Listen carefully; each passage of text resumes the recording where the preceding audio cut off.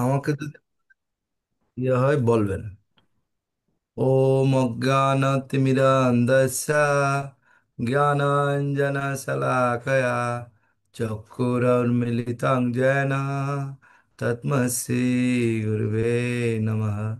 श्रीचैतन्यमनोभीष्टं स्थापितं येन भूतले स्वयं रूपं कदा मर्जं ददाति सपन्दति वन्देऽहं श्रीगुरु श्रीयुतपदकमलं श्रीगुरुन् वैष्णवांश्च श्रीरूपं साग्रजातं सहगण रघुनाथ अन्नितं तं सजीवं सा अद्वैत सवधूतं परिजनसहितं कृष्ण चैतन्यदेवं श्रीराधा कृष्णपदान सहगण ललिता श्रीविशाखान्वितं च नमोऽयं विष्णुपदाय कृष्णप्रेष्ठाय भूतले श्रीमते भक्तिवेदान्त स्वामिनिति नामिने नमस्ते सारस्वते देवे गौरवाणी प्रचारिणे निर्विशेष शून्यवादी पाश्चात्यदेशतारिणे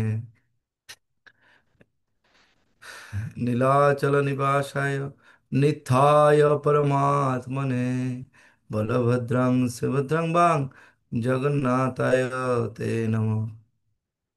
हे कृष्ण करुणा सिंधु दीनबंधु जगतपते गोपेश गोपिका कांत राधा कांत नमस्तते तप्त कांचन गौरांगी राधे वृंदावनेश्वरी विषभानुसुते देवी प्रणमामि हरिप्रिये वञ्चाकल्पतरुभ्यश्च कृपासिन्धुभ्यः च पतितानां पावनेभ्यो वैष्णवेभ्यो नमः नमः। जय श्री कृष्ण चैतन्य प्रभु नित्यानंद श्री अद्वैत गदाधर शिवासादि श्री गौर भक्तवृंद हरे कृष्ण कृष्ण कृष्ण हरे हरे हरे राम राम राम हरे हरे। ओम नमो भगवते वासुदेवाय। ओम नमो भगवते वासुदेवाय। ओम नमो भगवते वासुदेवाय। नारायणं नमस्कृतं नरं चैव नरोत्तमं देवीं सरस्वती व्यासं ततो जयमुदीरये। नष्टप्रायेषु अभद्रेषु नित्यं भागवतं सेवया भागवते उत्तमश्लोके भक्तिर्भवति नष्टकी मूकं करोति वाचालं पुङ्गूलङ्घयते गिरिं यत्कृपातमहं वन्दे श्रीगुरुदिनतारिणं श्रीचैतन्येश्वरं परमानन्दमाधवं। हरि ओम तत्सत् हरि ओम तत्सत्। তো খুব গুরুত্বপূর্ণ আজকে জগন্নাথ দেবের কিছু কয়েকটা লীলা বলার জন্য প্রভু আমাকে আদেশ করেছেন। আমি তেমন একটা একটু পারিও না, বিশেষ করে জগন্নাথের এটা।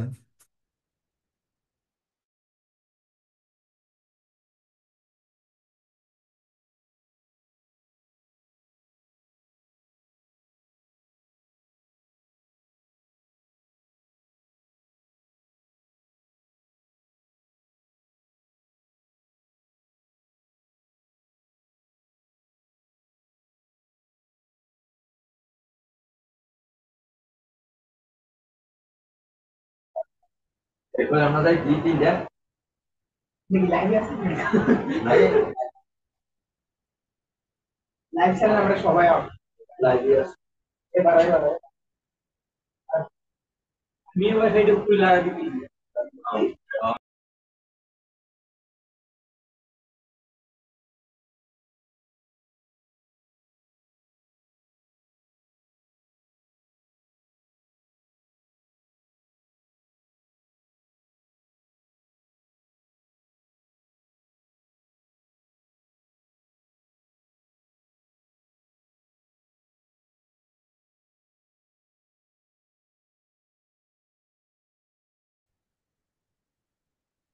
প্রভু আজকে এখানে একটু ঝড় বাতাস খুব বেশি, আমাদের এখানে প্রচুর ঝড় বাতাস হচ্ছে। একটু সকাল থেকেও কারেন্ট নেই, তারপরেও ব্যবস্থা আছে আমার ইয়ে, যা হোক। হুম। হরে কৃষ্ণ। তো অ্যাকচুয়ালি তো বলছে আমরা আত্মন্দের প্রীতি সাধনের পরিবর্তে জগন্নাথ জগতের নাথ জগন্নাথের উম, মানে ইন্দ্রিয়ের তৃপ্তি সাধন করা হচ্ছে আমাদের কর্তব্য। তো সেটি হচ্ছে আমাদের চরম সার্থকতা। ভগবান জগন্নাথও সেটা চান। উনি তার কৃপা নিয়ে আমাদের কাছে এসেছেন। তো আমরা প্রথমে একজন জগন্নাথের ভক্ত, মহান এক ভক্ত, নাম ছিল ইন্দ্রস্বামী। তিনি সারা ভারত তীর্থ পর্যটন সম্পন্ন করে না পুরীধামে এসে বাস করতে লাগলেন। পুরী মানে নীলাচলে, জগন্নাথপুরীতে। তার দৈনন্দিন কৃত্য ছিল কি, কাজ ছিল কি, না তিনি জগন্নাথ দেবকে দর্শন করে কেবল পুরীর মন্দিরে নয়, নিজ হৃদয় মন্দিরেও প্রভুর দর্শন গ্রহণ করতেন। দেখেন, শুধু যে পুরীতে সশরীরে, অর্থাৎ আমাদের তিন ধরনের কলিকালে তিন রূপে ভগবান বিরাজমান। একটা হচ্ছে শব্দবর্ম, একটা হচ্ছে নামব্রহ্ম, আর একটা হচ্ছে দারুব্রহ্ম। এই দারুব্রহ্ম হচ্ছে জগন্নাথ, বলদেব, সুভদ্রা অথবা সুদর্শনের প্রকাশ। এভাবে উনি জগন্নাথ দেব, বলরাম এবং সুভদ্রা দেবী এবং সুদর্শন সহকারে যে প্রতি বছর গুন্ডিচা মন্দিরে যে প্রস্থান করেন, তো জগন্নাথ কি করেন, জগন্নাথ যে জায়গাটা থাকে সেটাকে সাধারণত নীলাচল বলা হয়। সেটা অনেক সময় নীলাচল নামে খ্যাত। আর গুন্ডিচা মন্দিরকে অনেক সময় সুন্দরাচল নামও প্রসিদ্ধ। এই নীলাচল থেকে সুন্দরাচল, সেটার কাহিনী আমি পরে আর বলবো। তো এভাবে জগন্নাথ মন্দিরের সিংহাসনকে, যে জগন্নাথ মন্দিরের যে সিংহাসন যেটা, সেটাকে বলা হয় রত্নবেদী। মনে রাখতে হবে আপনাদের। অথবা অনেক সময় এটাকে অন্তর্বেদীও বলা হয়। আর গুন্ডিচা মন্দিরের সিংহাসনকে বলা হয় মহাবেদী। জগন্নাথ মন্দিরকে আমরা অভিন্ন দ্বারকও বলতে পারি, বা নীলাচল ধামকে আমরা অভিন্ন দ্বারকও বলতে পারি। আর ভগবান জগন্নাথ কি করেন, রথ করে সুন্দরাচল থেকে, সরি, নীলাচল থেকে সুন্দরাচল। তো নীলাচল হলো অভিন্ন দ্বারকা, আর সুন্দরাচল হলো অভিন্ন বৃন্দাবন।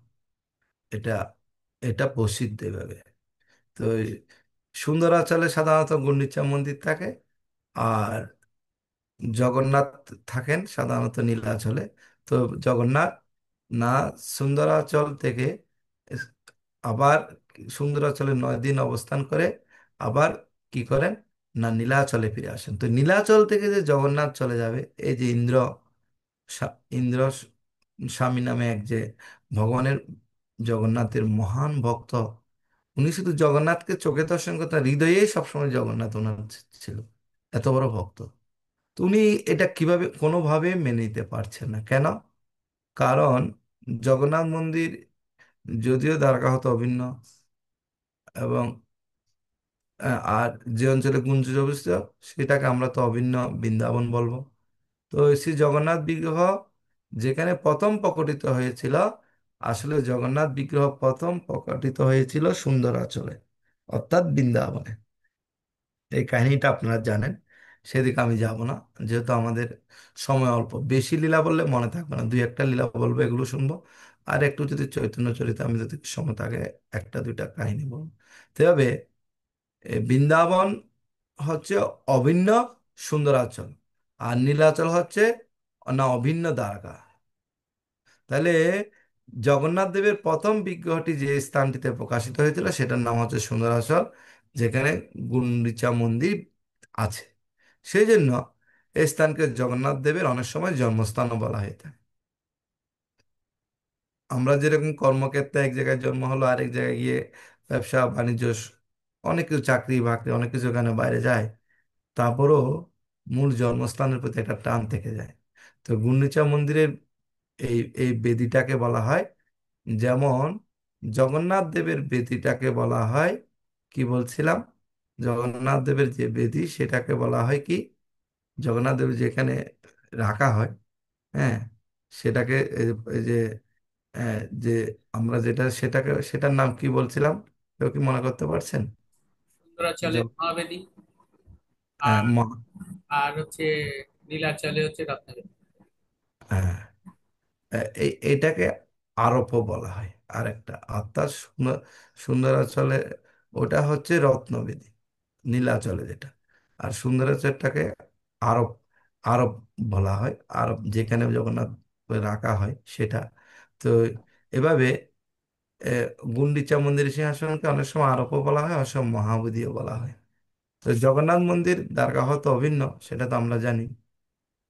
এভাবে যখন শ্রী জগন্নাথ প্রথম প্রকটিত হয়েছিলেন, সেটা ছিল তাহলে সুন্দরাচল, বা যেখানে আমরা বলি গুন্ডিচা। আর জগন্নাথ সেবা প্রদান করেন সেটা হচ্ছে উড়িষ্যাতে, যেটা হচ্ছে নীলাচল, যেটাকে অভিন্ন দ্বারকা। আগে এটা আমরা ক্লিয়ার করি, আমরা অল্প জানি, এটা আমাদের ক্লিয়ার সবার। এর পরবর্তীতে না, জগন্নাথ দেব কি করলো, জগন্নাথ দেব কি করে, এই তার ভক্তদেরকে নিয়ে প্রতি বছর না রথে আরোহণ করে, হ্যাঁ, নীলাচল থেকে সুন্দরাচলে, অর্থাৎ এই জগন্নাথের নীলাচল থেকে, উড়িষ্যা থেকে ভগবান কোথায় যান, মানে গুন্ডিচা মন্দিরে। তো এই গুন্ডিচা মন্দিরে প্রতি বছর যায়, বেশি দিন থাকে না। এখন জগন্নাথের হচ্ছে অনবসর কাল, এখন জগন্নাথের হচ্ছে জ্বর হয়, এরকম বলে। জগন্নাথ এমন একজন ভগবান, না যাকে আপনি, আসলে স্নান মানে জগন্নাথের জন্ম, স্নান মানে অভিষেক।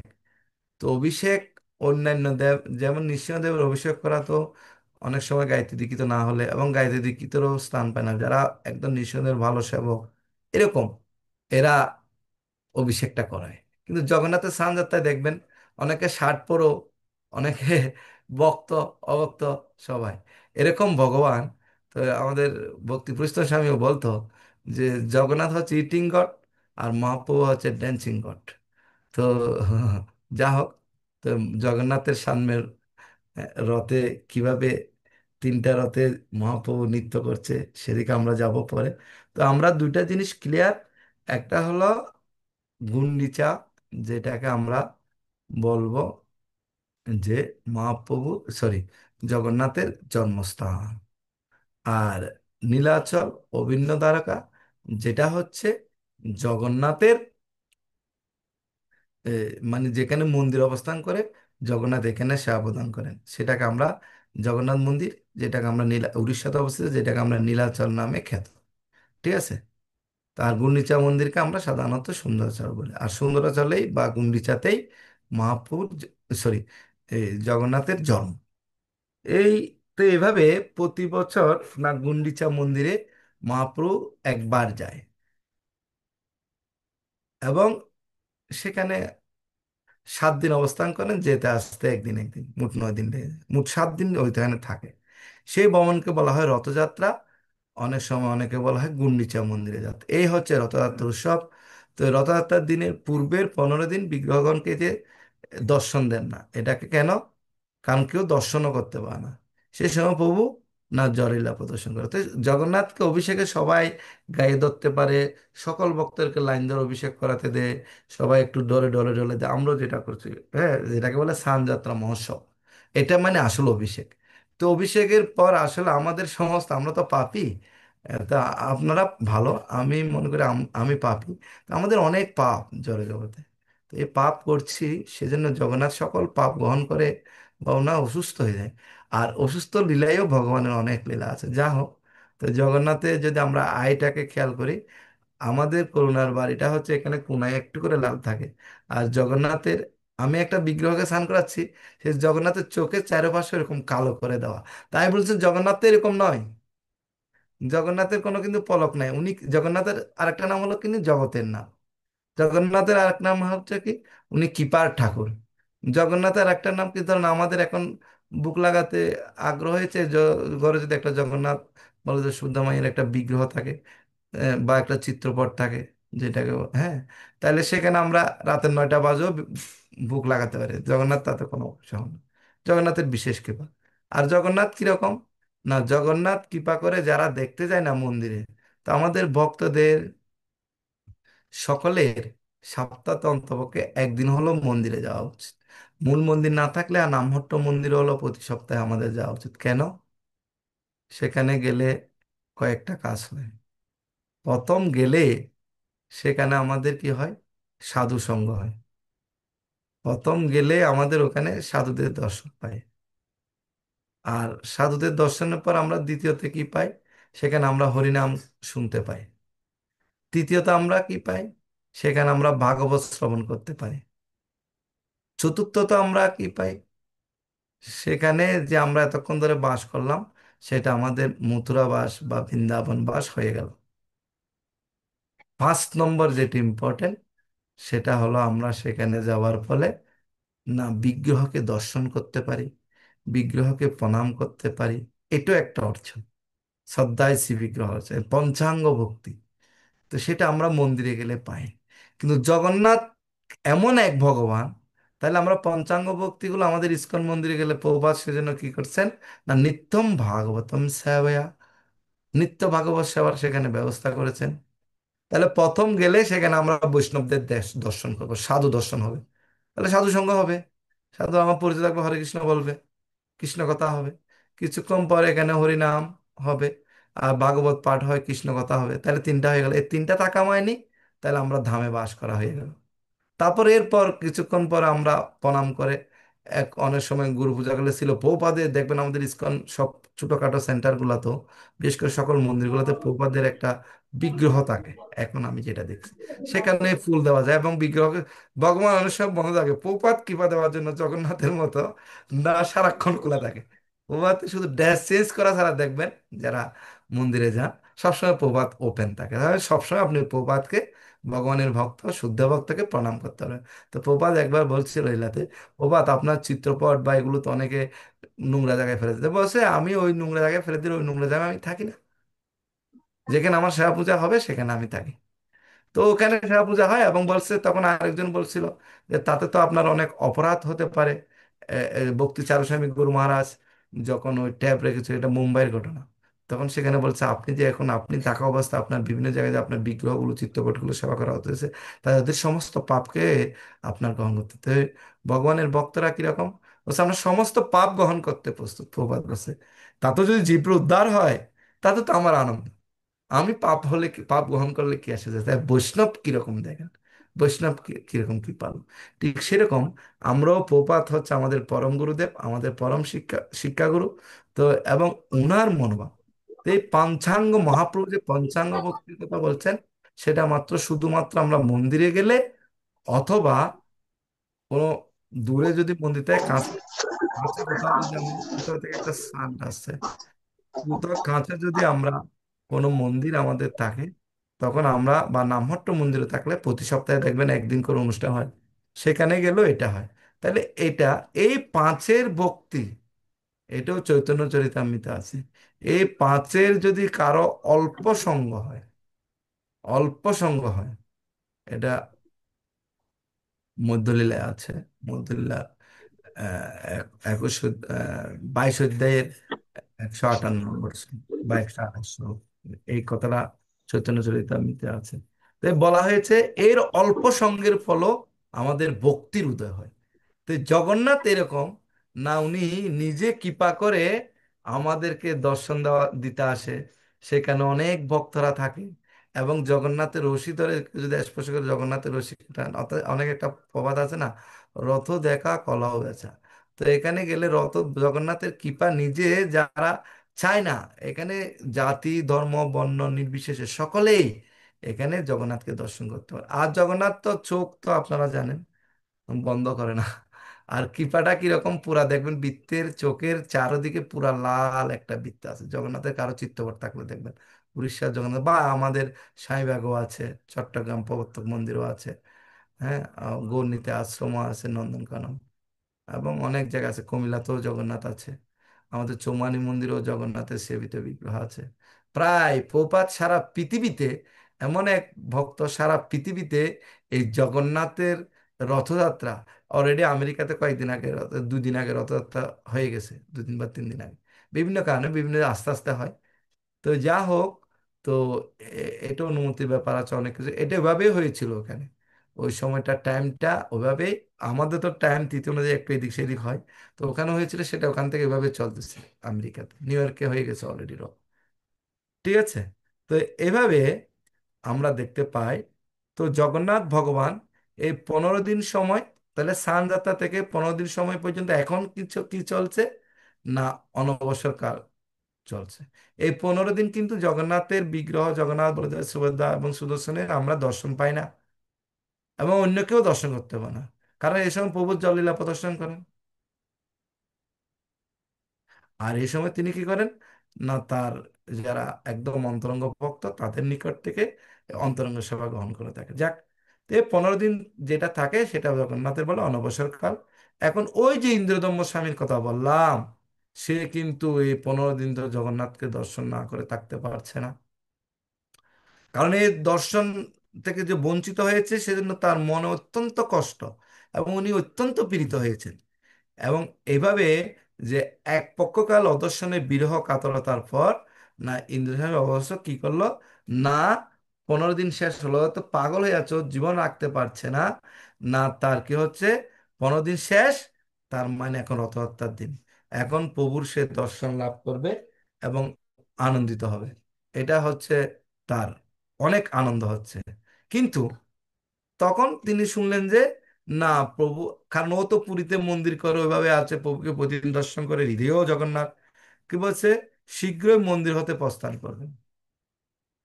কি করবেন, না তিনি রথ আরোহণ করে গুন্ডিচা মন্দির, অর্থাৎ নীলাচল থেকে সুন্দরাচলে, অর্থাৎ নীলাচল মানে কি অভিন্ন দ্বারকা, দ্বারকা থেকে সুন্দরাচল মানে অভিন্ন বৃন্দাবনে জগন্নাথ রথে করে চলে যান। এটাই হচ্ছে জগন্নাথের রথ, এটাই হচ্ছে বিষয়।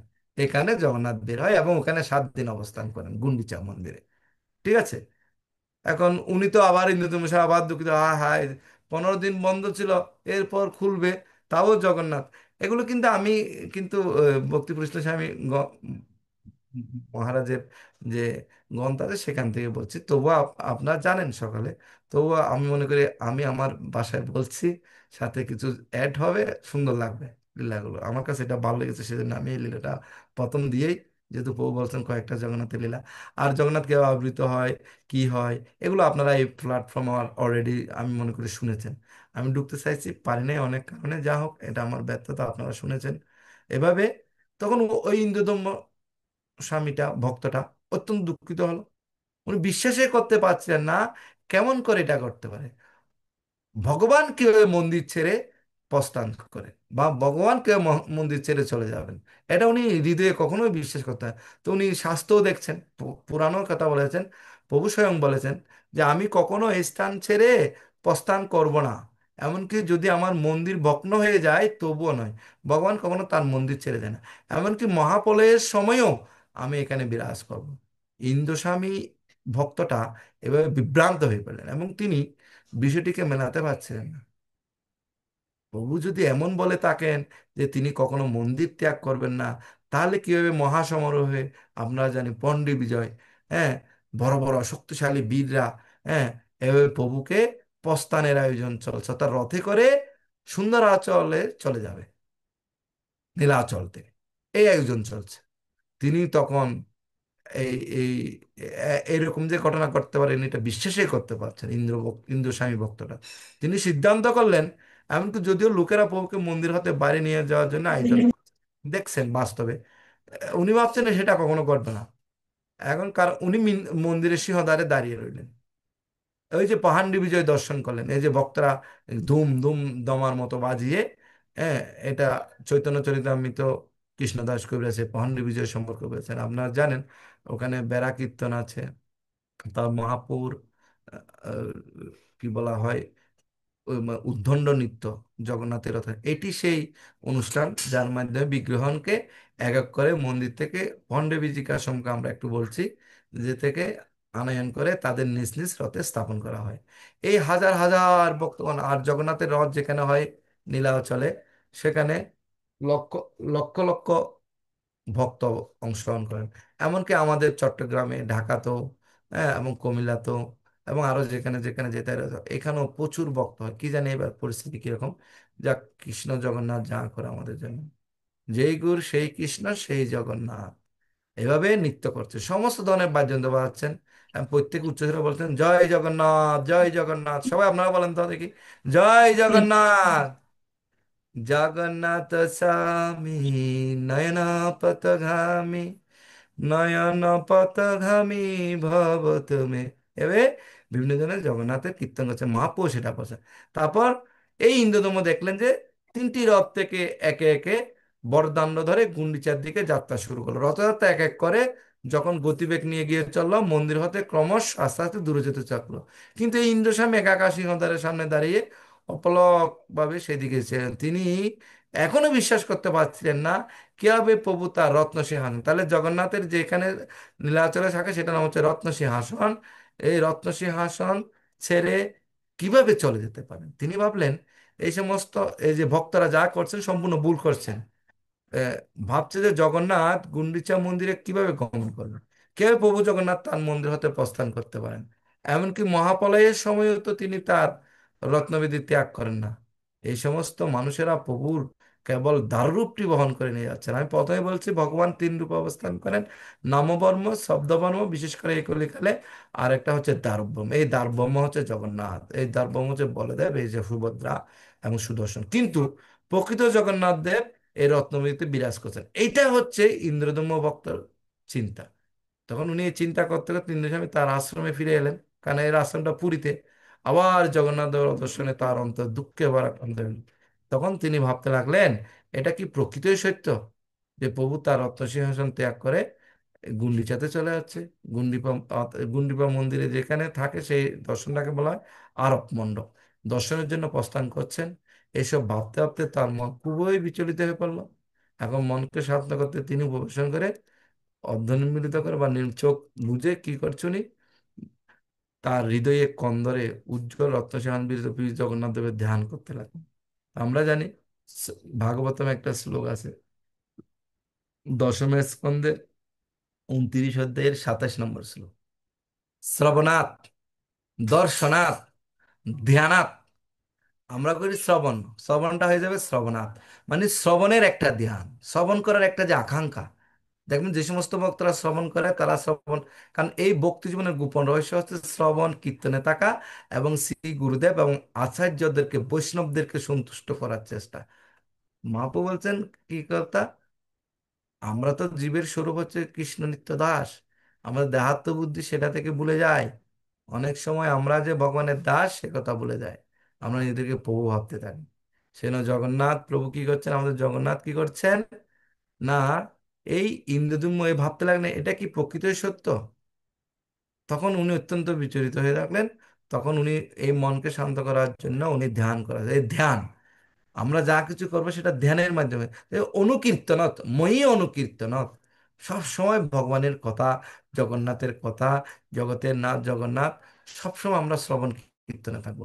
এটাই তখন আমাদের সফলতা, ভক্তি জীবনের সফলতা বা ভক্তি জীবনে এগিয়ে যাওয়ার মূল সফলতা। এই জগন্নাথের রথযাত্রা থেকে আমরা শিক্ষা নিতে পারি। এটা হচ্ছে ভক্ত সঙ্গ, নাচ গাও কর সংকীর্তন, অচিরাত কৃষ্ণ তোমায় করিবে তারণ। কত গুরুত্বপূর্ণ কথা মহাপ্রভু বলছেন। আমরা ভক্ত সঙ্গে কি আছি, ভাবতে হবে নিজেরা। আর শ্রবণ করলে শ্রবণ সম্পূর্ণ যখন শ্রবণ করি তখন কি পরিপূর্ণ ফোকাসটা কি শ্রবণে রাখতে পারি। এই শ্রী জগন্নাথ দেবের তখন তিনি ধ্যান করতে রাখলেন। তখন রত্নসিংহান উপবিষ্ট শ্রী জগন্নাথ তার হৃদয়ে আবির্ভূত, আগে তো ছিল এখন আবির্ভূত হলেন, কিন্তু আজ তিনি আবির্ভূত হলেন না, এই হৃদয়ে তো আবির্ভূত হতো কিন্তু আজকে আবির্ভূত হচ্ছে না। রত্নসিংহাসন দর্শনের জন্য জগন্নাথ মন্দিরে তখন গমন করলেন কে, এ গিয়ে দেখলো। যখন সে সেখানে গিয়ে দেখলো তৎক্ষণাৎ দেখলো, কারণ এই মন্দিরগুলো যখন চলে যায় না সেখানে মন্দিরে কি থাকে না, মন্দিরে ভগবানের মন্দিরে যখন ভগবানও চলে যায় সেখানে দ্বার রক্ষক শিব, শিব সেখানে অবস্থান করে, সেটা একটু অন্য, সেটা আসবে। তো মন্দিরে প্রত্যেকে রথযাত্রা যোগদান করতে মন্দির থেকে চলে গেছে। তাহলে আমরা কি বললাম, প্রথমে স্নান যাত্রা হচ্ছে, 15 দিন থেকে অনবসর হচ্ছে, তারপর নীলাচল থেকে সুন্দরাচলে যাচ্ছে একজন ভক্তের মনোভাব, কিন্তু ওর হৃদয়ে সবসময় জগন্নাথকে দর্শন করতে হবে।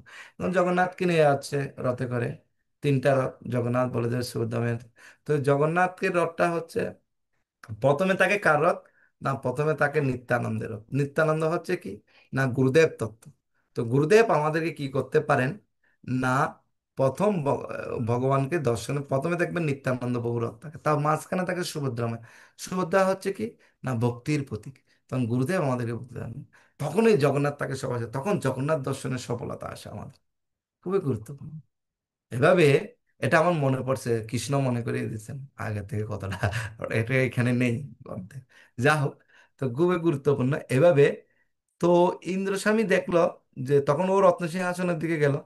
এখন ও রত্ন সিংহাসন পরিক্রমা করতে লাগলো, পরিক্রমা শুরু করতে আমাদের ভয়ঙ্কর এক কালো মূর্তি তার সামনে আবির্ভূত হলো। সে মূর্তির হস্ত, পদ, সুদীর্ঘ পাকা চুল, বিশাল বড় বড় দাঁত, তার চোখগুলো ছিল আর রক্তিম, এবং জিহ্বা ছিল দীর্ঘ। এরূপ দর্শন করে ইন্দ্রস্বামী তো একদম ভীত হয়ে গেল। পরে একটু আশ্বস্ত হয়ে তিনি প্রভুর কাছে প্রার্থনা করলেন। আবার যখন প্রভুর কৃপায় তিনি কিছুটা সাহস সঞ্চয় করে সেই ভয়ঙ্কর মুক্তি জিজ্ঞাসা করলেন, আপনি কে? ভগবানের মন্দিরে তার ভক্তদের ভয় দেখানো, এটা কি আপনার পক্ষে সমীচীন? এটাকে আপনি সমীচীন মনে করেন? আমাকে প্রভুর পরিক্রমা সম্পূর্ণ করতে দেন। প্রভু না থাকলে, প্রভু এখানে আছেন, প্রভু কখনো তার মন্দির ছেড়ে যান না। তারপর আমি মন্দির থেকে প্রস্থান করবো। ইন্দ্রস্বামী নামক এই ভক্তটি একথা, এখন ইন্দ্রস্বামী ভক্ত একথা শুনে সে ভয়ঙ্কর মুক্ত অট্টহাসি করে বলল, আমাকে আদেশ দেওয়ার তুমি কে? আমি ভৈরব। ওইটা হচ্ছে কাল ভৈরব, শিবের আরেকটা রূপ। এই এই ক্ষেত্রের রক্ষক। শিবকে বলা হয় ক্ষেত্রপাল। ক্ষেত্রপাল শিব একটা আছে, ভৈরব শিব, ক্ষেত্রপাল শিব। আর বৃন্দাবনেও তো শিব আছে।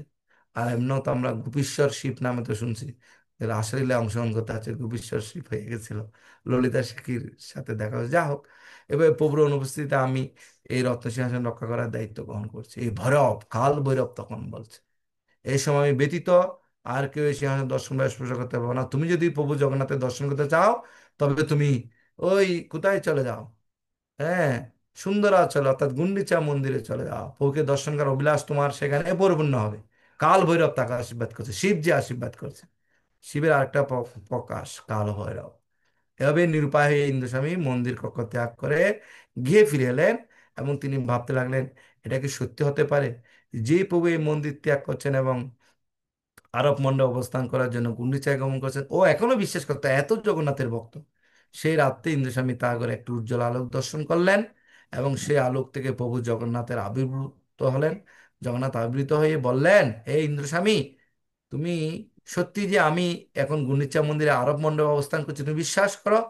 তুমি যদি সেখানে যাও, তাহলে তুমি নিশ্চয় আমার দর্শন পাবে, এবং উদ্বিগ্ন হইও না। এবং গুন্ডিচাতে দর্শন করার যে ফল, এটা আরো মহিমান্বিত, সেটা এখানে প্রভু বর্ণনা করছেন। তারপর প্রভু তাকে বললেন কেন তিনি মন্দির হতে প্রস্থান করেছেন। প্রভু বললেন, আরব মণ্ডপ হচ্ছে আমার জন্মস্থান। আমি প্রথমেই বলছিলাম গুন্ডিচা হচ্ছে প্রভুর জন্মস্থান, গুন্ডিচা মন্দির। সকল যজ্ঞ রক্ষকগণ সেখানে নিত্যকাল অবস্থান করেন। আমি যখন এই নিঃসিংহ ক্ষেত্র হতে প্রস্থান করি, সেই সময় আমি শুনতে পেলাম সকল যজ্ঞ রক্ষকগণ ক্রন্দন করছে। আমি যখন ওইখানে 7 দিন অবস্থান করার পর চলে আসি, সকলেই ক্রন্দন করে ওখানে। তারা এবং তাদের সঙ্গে অদ্যশনী দেবী আমার কাছে এসেছিল। তারা আমার চরণে পতিত হয়ে অনুনয় করে বলল, হে প্রভু, আপনি যদি এই স্থান ত্যাগ করে নীলাচলে চলে যান, তাহলে আমাদের কি করার থাকবে? আমাদেরকে কে রক্ষা করবে? আমাদের কেউ সমাদর করবে না। কেমন করে আমরা বর্মার পূজিত আপনার শ্রী চরণ কমল দর্শন করব? হে ভক্তগণ, যেমন এখানে ভক্তদের সবসময় ভগবানের চরণ দর্শন আঙ্গা। তো সেজন্য হরিদাস ঠাকুর বলছিল, 3টি ইচ্ছা বলছিল মহাপ্রভু লীলা আমরা দেখতে পাই। নয়নে ধরিব তোমার কমল চরণ, চোখে সবসময় হৃদয়ে জগন্নাথের কমল চরণ দর্শন করতে হবে, কৃষ্ণের কমল চরণ দর্শন করতে হবে। আমাদের পরম করুণার কারণিক রূপ পরিগ্রহ করে মহাপ্রভু স্বয়ং ভগবান এসেছেন ভক্ত রূপ পরিগ্রহ করে, উনার চরণ দর্শন করতে হবে। তো ভক্তের কি মনোভাব? হৃদয়ে ধরিব তোমার কমল চরণ, চোখে চোখে দর্শন করিব তোমার চাঁদ বদন, তোমার চাঁদ বদনকে আমি দর্শন করব। আর জিব্বাই স্মরিব তোমার শ্রীকৃষ্ণ চৈতন্য নাম। তো আমাদের জিব্বাই কি করতে হবে? সবসময় জগন্নাথ, জয় জগন্নাথ, জয় বলদেব, জয় সুভদ্রা, জয় সুদর্শন, জয় গৌর নিতাই, জয় গৌর হরি, জয় শ্রীকৃষ্ণ, জয় রাধা রাধা মদন গোপাল, জয় জয় শ্রী রাধা গোবিন্দ। এভাবে ভগবানের জয় জয় যশোদানন্দন, এইভাবে ভগবানের বিভিন্ন নামকে আমরা সবসময় আমাদের জিব্বাই, এবং সবসময় আমরা কি করব? জিহ্বা দ্বারা অহরহ আমরা কৃষ্ণ নাম স্মরণ করব। কারণ মৃত্যু অনেক ভয়ঙ্কর। জং জং বাপি শরণং ভাবম তেজতন্তে কলেবরম। খুবই গুরুত্বপূর্ণ। মৃত্যুর সময় আমাদের ভাবনা কিরকম হবে? তো হরিদাস ঠাকুর, যিনি নামাচার্য, হরিদাস প্রভুর যে কৃপা, তো সেখানে উনি বলছে না হৃদয়ে ধরিব তোমার কমলচরণ। তো এইরকম হিন্দু ধর্মস্বামী তার হৃদয়ে না জগন্নাথকে ধারণ করে আছেন, তাকে ত্যাগ করে পর্যন্ত জগন্নাথ অর্থাৎ গুন্ডিচা মন্দিরে অবস্থান করে। এই গুন্ডিচা মন্দিরকে বলা হয় না আরব মন্দির। এভাবে তখন এই নিরুপায় হয়ে আর কি করবে, তো ভগবান তবক তবৎসল ভগবান কি তখন বলছে আমাদের উদ্ধার করুন। সেই সময় আমি তাদের বললাম, ওই যে যজ্ঞকে কেন গুন্ডিচাতে অবস্থান করেছে, তোমরা তোমাদের প্রাপ্যযোগ্য ভাগ পাবে। আমি এখানে প্রতি বৎসর একবার আগমন করব, সেই সময় সকলেই তোমরা আমার পূজা করবে। সেই সময় তারা আমাকে আরব মণ্ডপে বিরাজিত যজ্ঞ মূর্তিতে দর্শন করবে। তুমি আমাকে যজ্ঞ পুরুষ বলে জানবে। আমি যখন এখানে আগমন করব, সেই সময় 9 দিন নীলাচল শূন্য থাকবে, কারণ একদিন আসতে লাগে, একদিন যেতে লাগে। আর এমনি 7 দিন অবস্থান করে, এভাবে এখন অন্য সময় 7 দিন করে কিনা, 7 দিনেই করে মনে হয় সব মিলে।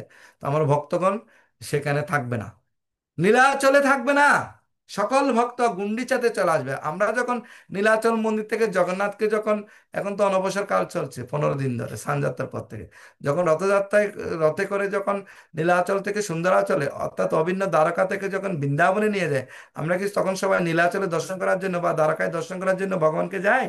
যাই না, আমরা সবাই গুন্ডিচাতে যাই। এবং এভাবে ক্ষেত্রপাল ভৈরব আমার স্থান রক্ষা করে সেই সময়। সে আমার আরব মণ্ডপে বিরাজিত, তখন যজ্ঞস্বরূপ দর্শন করবে তুমি। সে সকল যদি কেউ গুন্ডিচাতে আমার দর্শন করে বা এই আরব স্বরূপটাকে আরব স্বরূপটাকে আরব মণ্ডপে আমাকে বিরাজিত যজ্ঞ স্বরূপ দর্শন করে, তাহলে সকল ধরনের রোগ ব্যাধি হতে মুক্ত হবে তৎক্ষণাৎ। যে সে সকল ধরনের সুখ তাপ হতেও মুক্ত হবে। কেউ যদি এমনকি বর্মা হত্যার পাপও করে থাকে, আমাকে দর্শন করে সে বর্মা হত্যার পাপ হতেও মুক্ত হবে। এখানে অবস্থান করে ভক্তগণ এই পৃথিবীতে সুখে জীবন যাপন করবে, এবং জীবন অন্তে তারা আমার চরণ কমল প্রাপ্ত হবে। এই এই চরণ কমল প্রাপ্ত হওয়া, যেটা ভগবানের শুদ্ধ ভক্তরা আশা করে।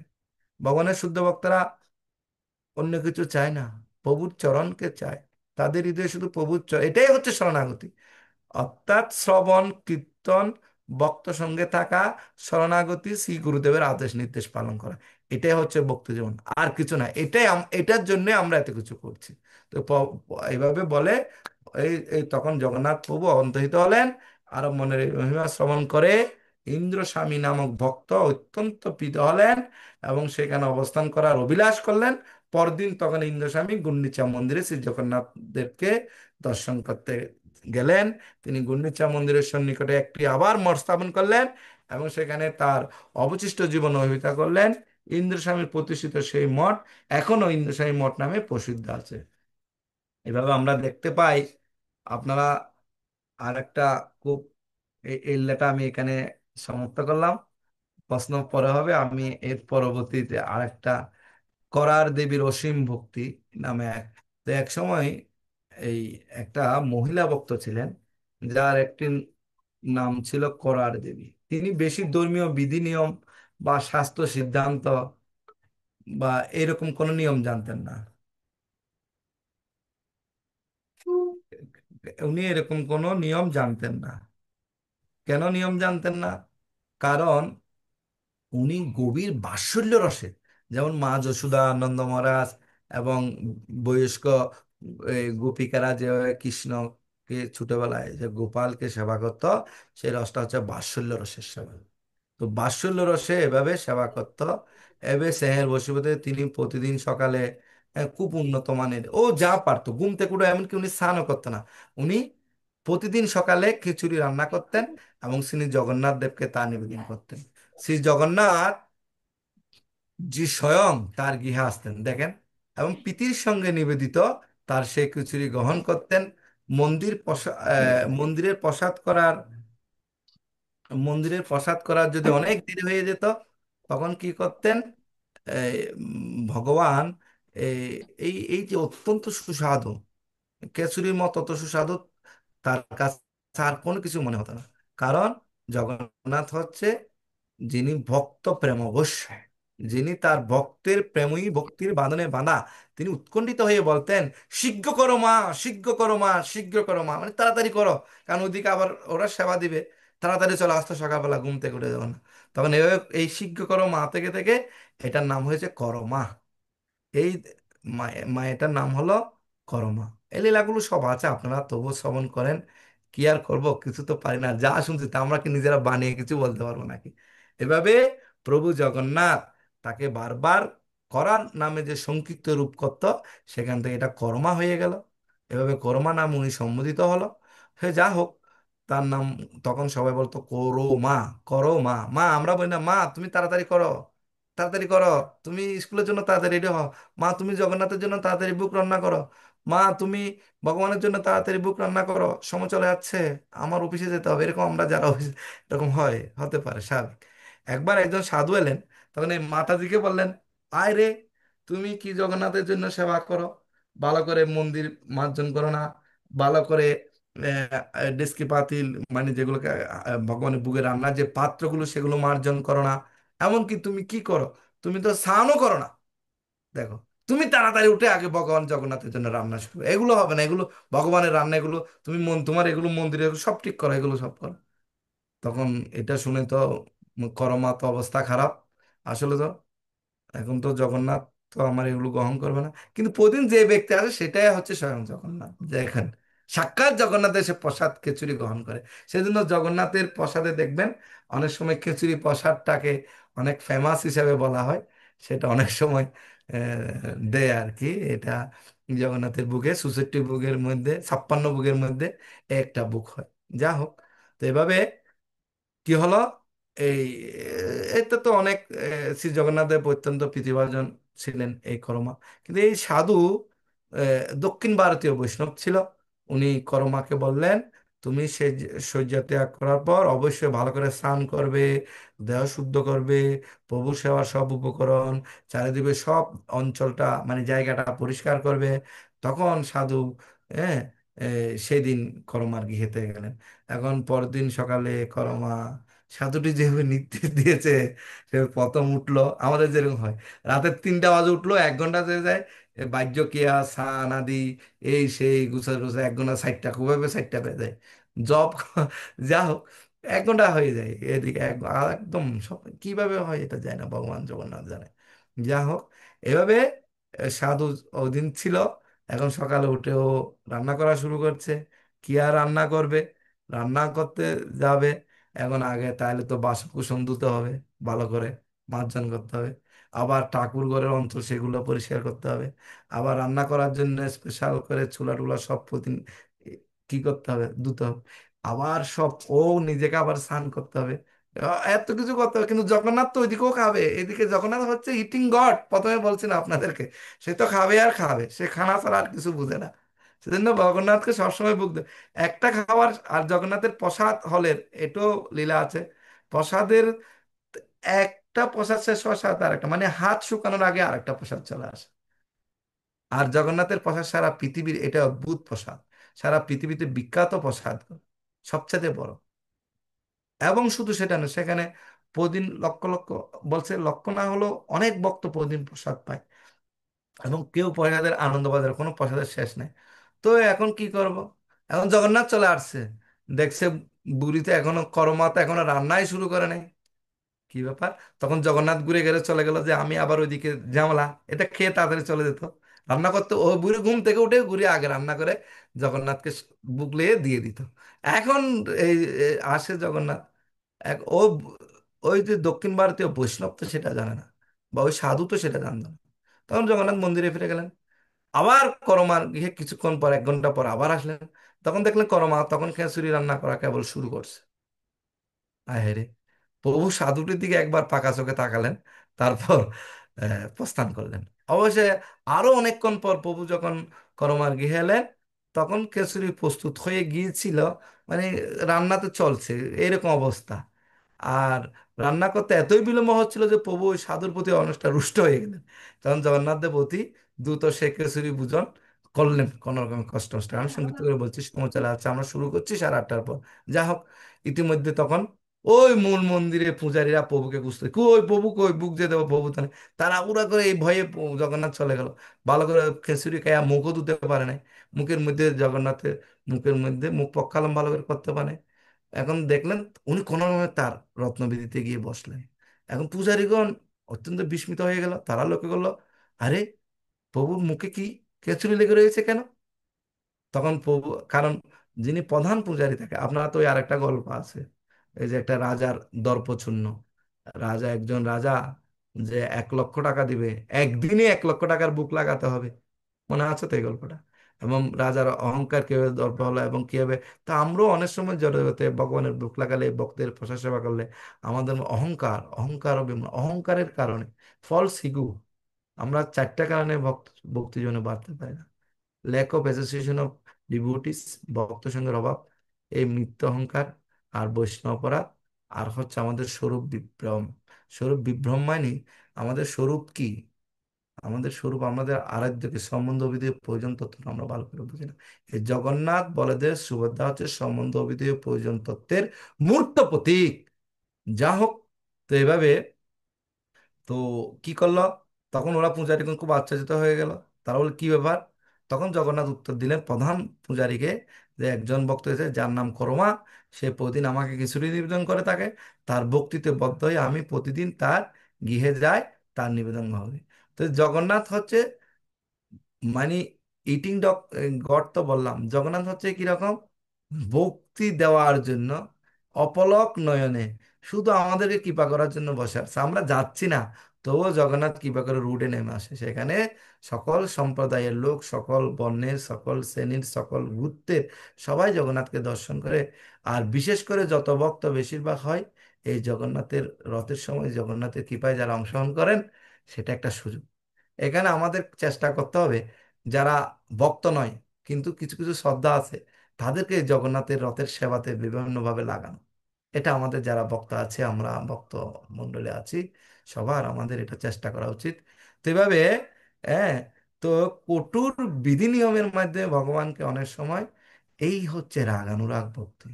সেখানে কৃষ্ণ আর আমি একা, আর কেউ নেই, কৃষ্ণকে স্বরূপে দেখছি। এখানে বৈদিক, এখন আমরা যেটা করছি সেটা বৈদিক ভক্তি, এটা নিয়ে আমাদের করতে হবে, এটা শ্রী গুরুদেব আমাদের দিয়েছে। বৈদিক ভক্তি করতে করতে একদিন আমাদের রাগানুরাগ ভক্তি হবে। আর বলছে রাগানুরাগ ভক্তি না হলে কখনো এই জগন্নাথ কৃষ্ণকে লাভ করা যায় না, জগন্নাথের কৃপা বর্ষিত হয় না। যা হোক, তো এইভাবে দেখা যায় স্বতঃস্ফূর্ত ভক্তি ও প্রীতি অনুসারে নিজের মতো করে তখন তিনি খিচুড়ি রান্না করলেন এবং প্রভুকে নিবেদন করলেন। আমাদের তাহলে শ্রেষ্ঠতম পূজাবিধি কি? না ভক্তির উচ্চতে অহূতকে অপ্রতিহত। মহাপ্রভু কি বললেন? আমরা যখন, মহাপ্রভু হচ্ছে কলির ভগবান, তো না ধনাং না জনং না সুন্দরী কবিতাং বা জগদীশ কাময়ে মম জন্মনি জন্মনীশ্বরে ভবথাৎ ভক্তি রহিত কি তৈ। আমাদের যখন হন হেতু বা কারণ, ন দনম, মহাপ্রভু প্রথমেই বাদ দিয়ে যাবো, আমি দন চাই না। ন জনম, আমি জনসাধারণের ভালোবাসা, জনগণের সমর্থন চাই না। ন সুন্দরী কবিতা, এই সুন্দরী, সুন্দরী বালিকা হবে না সুন্দরী বালক হবে? সুন্দরী বালক বললে ভুল হবে না, হবে সুন্দরী বালিকা। সেরকম সুন্দরী কবিতাং, এই কবিতাং মানে এখানে স্ত্রীলোককে বোঝা নাই। সুন্দরী কবিতাং মানে কাব্যরস। আমি বেশি বেশি কাব্যগ্রন্থ রচনা করতে চাই না, আমি অনেক কিছু করতে চাই না, আমি শুধু জন্ম জন্মনীশ্বরে, জন্ম জন্মান্তরে ভবথাৎ ভক্তির, এই যে ভক্তি নামক অহূত কি, কোনো হেতু, আমরা এই জড়িত যারা ভক্তি করছি দেখবেন কোনো না কোনো হেতু একটু জড়িত আছে। হেতু, কারণ, কারণ আছে। সুবল প্রভু এটা প্রচার করছে যে সুবল প্রভু ভক্ত হবে, সবাই চিনবে, আমি পার পৌঁছে, বাহ, দুঃখারি বাবু ভালো ভক্ত, ভালো প্রবচন দেয়। এই যে হেতু, এটাও থাকতে হবে না, ভক্তিটা হবে এই প্রেমের বন্ধনটা, এই ভক্তিটা জগন্নাথের প্রতি এই প্রেমটা হবে এই বুড়ির মতো, করমার মতো অহৌতকি। এই ভক্তি স্তর আমরা গেলে জগন্নাথ স্বয়ং এসে আমাদের প্রসাদ গ্রহণ করবেন। এভাবে, তো যেভাবে, তো তখন সাধুও এটা শুনে পরবর্তী সাধু আসলো। তো ভগবানের শুদ্ধ ভক্তরা কি হচ্ছেন না, এই ভগবানের শুদ্ধ ভক্তরা সবসময় ভগবানকে হৃদয়ে ধারণ করেন এবং ভগবানের শুদ্ধ প্রেমকে প্রাপ্ত হন। আপনি অবশ্য, আপনারা সুস্থ যারা সেবা করছেন, এই সেবার পূর্বে আমাদের অবশ্যই বৌদ্ধি মার্গগুলো ভালো করে এভাবে কর্মা অত্যন্ত খুশি হলেন। এবং এমনকি এই করমার এই যে নিমন্ত্রিত খিচুড়ি প্রসাদ পরে সাধুও খেলো, অত্যন্ত প্রীত হয়েছিল। আহা, এই হচ্ছে কর্ম।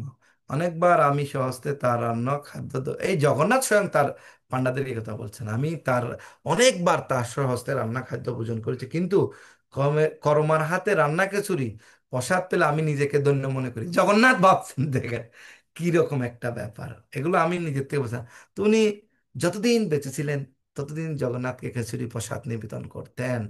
কিন্তু এভাবে ও দেহত্যাগ করলো। তো এভাবে, তো সবাই বলল ও তো আপনার মহান ভক্ত, আপনাকে কিছু দিয়েছে, ওর কেন মৃত্যু হলো? তো মৃত্যু লোকে দীর্ঘকাল কেউ থাকতে চায় না, কারণ এটি বহু দুঃখের আলয়। ভগবান গীতা বলছে মাম পুত্রে তখন তাই দুঃখালয় আমার শাশ্বতম। এটা দুঃখের আলয়, এখানে কেউ থাকতে চায় না, এখানে কেউ থাকতে চায় না। ভাগবতমের দশম স্কন্ধে, বুঝছেন, ভাগবতমের দশম স্কন্ধে 14 অধ্যায় 8 নম্বর শ্লোকে বলা হচ্ছে সমার্ষিতা যে পদ পল্লব পল্লবাং মহৎ পদম পুণ্য যশ মুরারে। কিরকম? সমার্ষিত, এই যে সাধুরা, যে ভগবানের জন্য যারা আশ্রিত, তারা কি করে বুঝতে পারে মহৎ পদ পুণ্য যশ মুরারে? তারপর কি?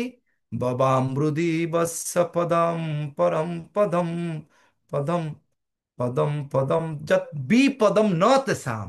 এই জড়জগতে প্রতি পদে পদে বিপদ, সেখানে ন তেষাম, সেখানে ভক্তরা থাকতে চায় না। সে কর্মাও কি করলো? প্রভু জগন্নাথ বললো তাকে সেজন্য আমার দামে নিয়ে গেছে, আমার নিত্য সেবা করার জন্য। প্র্যাকটিস। এখানেও যদি আমরা কাউকে হিংসা করি, কোনো ভক্ত ভক্তি আগে যাচ্ছে, কেউ জগন্নাথের ভালো সেবা পেয়েছে, তার জন্য আমি হিংসা করবো, তার সাথে অনেক অনেক কথা বলবে। কেউ যদি দেখেন আমার অনেক কোয়ালিটি আছে, আমি তার থেকে বিদ্যায় বড়, বয়সে বড়, দীক্ষা আগে পেয়েছি ইস্কনে, কিন্তু সে আমাকে সম্মান করছে না, তারপরেও যদি আমার মধ্যে কোনো কুত না আসে, তাকে যদি আমি অকিঞ্চন হয়ে ভালোবাসতে পারি, তখন বুঝবো যে আমি ভক্তি জীবনে কিছুটা হলো আগাছি, কিঞ্চিত হলো আগাছি। একটা পয়েন্ট বললাম, আরো পয়েন্ট আছে, সেই ক্লাসটা আমাদের এটা না, এটাই হচ্ছে পয়েন্ট। তো এভাবে পরমেশ্বর ভগবান, যিনি সবকিছুর আশ্রয়, যে জগন্নাথ জগতের নাথ সকলের আশ্রয়, যিনি মুক্তিদাতা মুকুন্দ নামও খ্যাত, তার পদ পল্লব। আর পল্লব মানে অনেকে বলে না আমের পল্লব, মানে পাতা, তার পায়ের পাতাটা হচ্ছে পদ্ম ফুলের পল্লবের মতো। এবং সেখানে শুধু সেটা নয়, তার এই পল্লব এবং তরণী, তরণী মানে হচ্ছে এখানে নৌকার আশ্রয় যিনি গ্রহণ করেছেন, তিনি এই অনায়াসে ভব সমুদ্র উত্তীর্ণ হতে পারেন। আর এই ভব সমুদ্র, আমরা তো এই সবাই ভব সমুদ্রের পরে হাবুডুবু খাচ্ছি, তিতাব জ্বালায় জর্জরিত হয়েছি, জন্ম মৃত্যু জরাবেদির চক্রে পড়ে গেছি। এমন কি আমরা সত্য রজ তমগুণ এগুলোর ঊর্ধ্বও যেতে পারি না, গুণাতি স্তরও যেতে পারি না। তাহলে আমাদের তো সব অশুদ্ধ। সব অশুদ্ধ। তো জগন্নাথ আমাদের অশুদ্ধ অশুদ্ধ দেখে না, জগন্নাথ হচ্ছে শুধু কৃপার ভগবান। জগন্নাথ একটা হচ্ছে নীলাম্বর। জগন্নাথ শুধু কৃপা করেন। ওই নীলাম্বরে যখন জগন্নাথ হয়, সেখানে একটা রোহিণী কুণ্ড ছিল, সেখানে স্নান করে যদি ভগবান জগন্নাথকে কেউ দর্শন করতো, শুধু সাথে সাথে তার মুক্তি। হরি বল। এত মহিমান্বিত। যা হোক, আপনার এই প্ল্যাটফর্ম এগুলো শুনছেন। তো তার কাছে কিরকম এই ভব সমুদ্রে যে আমরা পরে মহাপুত্রে দুঃখালয়, অশাশ্বতম দুঃখালয়, এটা যদি আমরা হচ্ছে এটা অনিত্য, আমরা নিত্য জায়গায় কেন যাব? কারণ তার কাছে এই ভব সমুদ্র হচ্ছে গোস্পদ তুল্য। কেন? ওই নরম মাটিতে যখন একটা গাভী বা গো যখন একটা কুশ দেবে, যে চিহ্নটা হবে ওর খুরের, ওখানে যে জল জমে সেরকম, সেটা হেঁটে পার হয়ে যাওয়া যাবে। কত কৃপা! আহারে, এটা গোপীরা বলছেন। এবং যেখানে জড়জাগতিক ক্লাস নেই, কারণ এই জড়জগৎ তাদের জন্য নয়। এই জড়জগৎ হচ্ছে শুধু ক্লেশের জগৎ। কেউ যদি বলে এখানে, অর্থাৎ বৈকুণ্ঠ হচ্ছে তার গন্তব্যস্থল। তো যে জগতে প্রতি পদক্ষেপ বিপদ, এই জড়জগতে কি তাদের জন্য? এখানে বক্তারা কি এই জড়জগতে থাকতে চায় বেশি দিন? তো কেউ দেহ রাখলো, কিভাবে রাখলো সেটা বড় কথা নয়। আজকেও দেখলাম সুবলখানায় প্রভুর ইয়ে থেকে একটা ভক্ত করোনায় আক্রান্ত হয়ে কিনা, কি জানি আপু, আমি বুঝি নাই, যে নোয়াখালীতে, আমাদের নোয়াখালীতে, অথচ আমরা আছি স্বর্গে, আমরা সব ভুলে গেছি, আমরা শুধু হরিনাম করছি। আর কোথায় কোথায় আমরা এগুলো বলে জানিও না। আপনার এই ইয়ে দেখে দেখলাম আমি, এটা পরও আমার ঢুকতে একটু দেরি হয়েছে, আর ওই হোয়াটসঅ্যাপের লাইনটা পাচ্ছিলাম না। যা হোক, আনালে আমি 8টা থেকে ট্রাই করছিলাম। তো যেভাবে হোক, তো এইভাবে তখন পরে আমি মোবাইলে ঢুকলাম। তো এইভাবে আমাদের যে অজ্ঞতা, আমরা বুঝতে পাই না এই জগন্নাথ জড়জগতের এই যে দুঃখ দুর্দশাপূর্ণ জড়জগৎ থেকে যে আমাদের উদ্ধার করতে চাচ্ছে, সেটা থেকে আমরা উদ্ধার হতে পারছি না। তো এইভাবে মা আমি আমি একটু আবার মহাপ্রভুর লীলার ভক্ত, তো এইভাবে আমি আর বেশি বললাম না, সময় কম। তবে একটা মহাপ্রভুর থেকে চৈতন্য চরিতামৃতের একটা ছোট্ট একটা লীলা, এক দুই এক মিনিট লাগবে, তারপর আমি শেষ করছি। আমার মনে হয় আমার টাইমটা ঠিক হবে 8:30 থেকে 9টা, 1 ঘন্টা। আপনাদের সময় বেশি নিচ্ছি বলে আপনারা, আসলে কি এরকম ঠিক আছে সুবল প্রভু, কানাই প্রভু? ঠিক আছে প্রভু? ঠিক আছে তো? বলুন বলুন বলুন। হ্যাঁ। তো মহাপ্রভু যখন, তখন এই গরুস্তম্ভের পাশে মহাপ্রভু, তো এইভাবে করমার এই লীলাটা তো বললাম। এভাবে উনি, হ্যাঁ, প্রভু জগন্নাথকে যে 56 ভোগ নিবেদন করা হতো, এভাবে করমাই দেহ জড়জগৎ থেকে চলে গেলেন। একদিন আমাদের সকলকে ভাই এই জড়জগৎ থেকে চলে যেতে হবে। আপনারা মহান ভক্ত, তো আমরা ছিল প্রভুপাদের কৃপায়, আমাদের ইসকন গুরুবর্গের কৃপায়, এবং আপনাদের কৃপায়, মহান মহান বৈষ্ণবদের কৃপায় আমরা যে সুযোগ পেয়েছি, সেটাকে আমরা গ্রহণ করি। কারণ এই প্রতি পদম পদম যত বিপদম ন তেসাম, এই বিপদময় যত এই ক্লেশ, আদি ভৌতিক আদি দৈবিক আদি আধ্যাত্মিক ক্লেশ, এই জড়জগতের ক্লেশে ভক্তরা থাকতে চায় না। কারণ ভগবানও চায় না দীর্ঘকাল তাদেরকে রাখতে চায় না। এটা দুঃখের আলো, শুধু থাকতে পারেন আপনি যদি আপনি সুস্থ দেহটাও দরকার আছে, যদি আপনি ভগবানের গুণমহিমা কীর্তন প্রচার করেন। আমি প্রথমে বলছি ইসকনে যে পঞ্চাঙ্গ ভক্তির সবগুলো হয়, এটি হচ্ছে এই পরমাত্মেত্রী নামে ব্যতীত। এভাবে মহাপ্রভু যখন গুরুস্তম্ভের পাশে দাঁড়িয়ে শ্রী জগন্নাথকে দর্শন করছিলেন, তখন তার সামনে, আমার আরো অনেক বলার ছিল রে ভাই, ওই বিশেষ করে অনেক লীলা। যাও, তো এই জগন্নাথের সামনে যখন, গুরুস্তম্ভের সামনে যখন জগন্নাথ অপলক নয়নে তবু আমরা জগন্নাথকে দর্শন। আরেকদিন আপনাকে আরেকটা আবার আহ্বান করব আচ্ছা, আজকে। তো যে- তো এখন এটা শেষ করি। তো আচ্ছা, এভাবে, তো উড়িয়া এক স্ত্রী, ইনি কি করলেন, উড়িয়া এক স্ত্রী বীরে দর্শন না পায়া, গুরুরের চরে থেকে প্রভুর স্কন্ধে পদ দিয়া, সেই বীরে জগন্নাথদেরকে দর্শন করতে সক্ষম না হয়ে এক উড়িয়া স্ত্রী শ্রী চৈতন্য মহাপুর কাঁধে পা দিয়ে গুরুস্তম্ভের উপর চড়ে শ্রী জগন্নাথ দেবের দর্শন করছিলেন। দেখেন জগন্নাথ দেবকে দর্শন করার কত ভাব। দেখিয়া গোবিন্দ আস্তে আস্তে আস্তে ব্যস্তে স্ত্রীকে বর্জিলা, তারে নামাইতে প্রভু গোবিন্দে নিষে দিলা। আরে, এই, তুমি জানো উনি একজন সন্ন্যাসী, সন্ন্যাসীর মাথার উপর উঠে তুমি, কাঁধে উঠে তুমি এই জগন্নাথকে দর্শন করতে পারছো। তখন মহাপ্রভু বলল, তা দেখে গোবিন্দ যখন এই কথা হলো, স্ত্রীলোককে সেখান থেকে নামালেন, কিন্তু মহাপুরুষ সেজন্য তাকে তিরস্কার করলেন। কাকে? গোবিন্দকে, মহাপুরুষ সেবককে। আর গুরুদেব তো আপনারা জানেন শ্রী বিষ্ণুর বাহন, তিনিও পরম বৈষ্ণব। গুরুস্তম্ভে চড়া বা পা দিয়ে তাকে স্পর্শ করা অবশ্যই বৈষ্ণব অপরাধ, এটাও করে ফেলতেছে মাতাজিরা। তারপরও আদি বৈশ্যা এই স্ত্রী না করে বর্জন, করুক যথেষ্ট জগন্নাথ দর্শন। আদিবাসী শব্দের অর্থ হচ্ছে, দশম পরিচ্ছেদে সেটা বর্ণনা করছেন, সেটা হচ্ছে অর্থাৎ কি কি কি কি কথা, সেটা সেটা আচ্ছা যাক, সেটা এখন আমি পরে বলছি।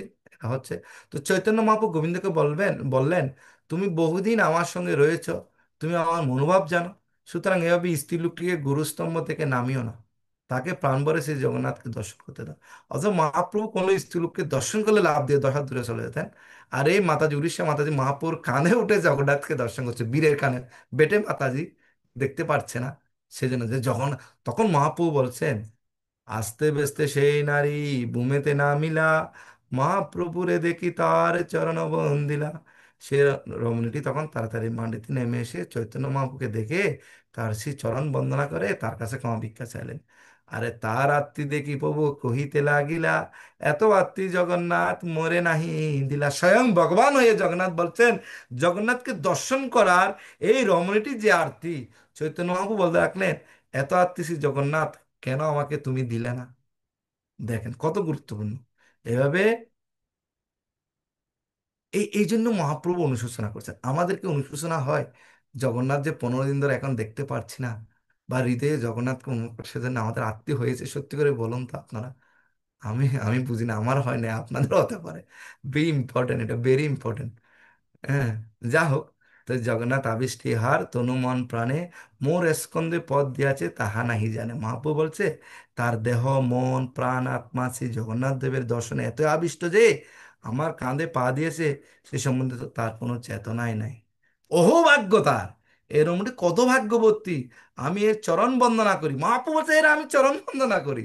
মহাপু পায়ে গায়ে পা দিয়ে সন্ন্যাসীকে পা দিয়ে জগন্নাথকে দর্শন করছে। মহাপু বলছে আমি তার চরণ বন্দনা করি, যাতে আমারও শ্রী জগন্নাথ দেবের প্রতি এই প্রকার আত্মী দর্শন করার ওই প্রকার আত্মী লাভ হয়। তার ঠিক পূর্বে চৈতন্যবাবু যখন শ্রী জগন্নাথ দর্শন করেছিলেন, তখন তিনি তাকে সাক্ষাৎ ব্রজেন্দ্র নন্দন রূপে দর্শন করেছিলেন। তো ব্রজেন্দ্র নন্দন যে সচেত হইল সে বলরাম হইল নিতাই। তো যেই গুর সেই কৃষ্ণ সেই জগন্নাথ। জগন্নাথ স্বামী নয়ন পথগামী ভব মে। হরে কৃষ্ণ হরে কৃষ্ণ কৃষ্ণ কৃষ্ণ হরে হরে, হরে রাম রাম রাম হরে হরে। তো এখানে যদি ভালো কিছু হয়ে থাকে সেটা আপনাদের আশীর্বাদ, সাধুগুরু বৈষ্ণবের কৃপা। আর খারাপ